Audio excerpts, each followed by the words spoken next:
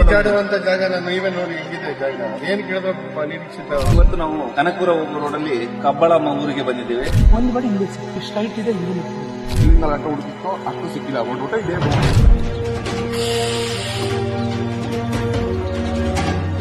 ನಾಪತ್ತಾಗಿದ್ದ ಹುಡುಗ ಸಿಕ್ಕಿದ್ದಾನೆ. ದಾರಿ ಕಟ್ಟಿ ಬಿಸಿ ಹಾಕಿ ಒಬ್ಬರನ್ನ ಬಚಾವ್ ಮಾಡಿದ್ದಾರೆ. ಎಂತ ನೀರಿಗೆ ಹೋಗ ಹಗ್ಗ ಆಗ್ಲಿ, ಒಂದು 5 ಲೀಟರ್ ಕ್ಯಾನ್ ಆಗ್ಲಿ ಏನೋ ಹತ್ರ ಇಟ್ಕೊಳ್ಬೇಕು. ಬೇರೆ ಕೇಸು ಇಲ್ಲ ಅಷ್ಟು.